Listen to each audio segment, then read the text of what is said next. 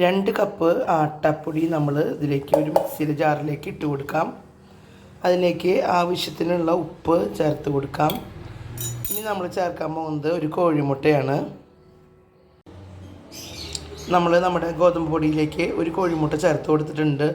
ഇനി ഗോതമ്പ് പൊടി അളന്ന അതേ പാത്രം കൊണ്ട് തന്നെ നമ്മൾ ഇതിലേക്ക് ഒരു 1.5 കപ്പ് വെള്ളം ചേർത്ത് കൊടുക്കുകയാണ്.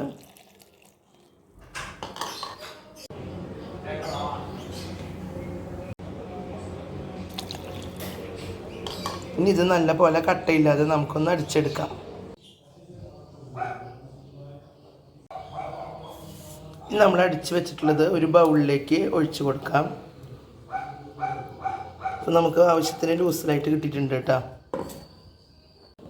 ഇനി ഇതിലേക്ക് അല്പം ഇഞ്ചി പൊടിയായിട്ട് അരിഞ്ഞത്, ഒരു പച്ചമുളക് പൊടിയായിട്ട് അരിഞ്ഞത്, ഒരു 3 ടേബിൾ സ്പൂൺ ക്യാരറ്റ് ചെറുതാക്കി ഗ്രേറ്റ് ചെയ്തത്, അതുപോലെ ഒരു പകുതി സവോള കുരുകുരുന്നൻ അരിഞ്ഞത് എല്ലാം കൂടി നമുക്ക് നല്ല പോലെ ഒന്ന് ഇളക്കി കൊടുക്കാം.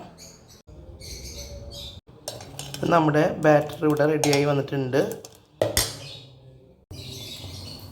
ഇപ്പം നമ്മളൊരു ദോശ പാൻ സ്റ്റൗവിൽ വെച്ചിട്ടുണ്ട്. നന്നായി ചൂടായി വരുമ്പോൾ അതിലേക്ക് അല്പം നെയ്യൊന്ന് സ്പ്രെഡ് ചെയ്ത് കൊടുക്കുകയാണ്. ഇനി ഇതിലേക്ക് നമ്മൾ 1.5 തവി മാവ് ഒഴിച്ച് കനം കുറഞ്ഞ ദോശകളാക്കി നമുക്ക് പരത്തിയെടുക്കാം.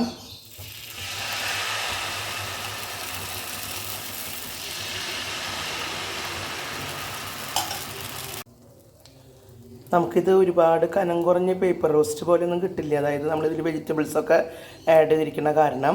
അപ്പോൾ നമുക്കിത് ഒരു വശമാകുമ്പോൾ മറിച്ചിട്ട് അടുത്ത വശം കൂടെ നല്ലപോലെ ഒന്ന് മുരിച്ചെടുത്താൽ സൂപ്പർ ദോശയാണ്. കറിയൊന്നും വേണ്ട, അടിപൊളിയായിട്ട് നമുക്ക് കഴിക്കാം. ബ്രേക്ക്ഫാസ്റ്റിനോ അല്ലെങ്കിൽ ഡിന്നറിനോ ഒക്കെ ഉപയോഗിക്കാവുന്ന അടിപൊളി ഒരു പലഹാരമാണിത്.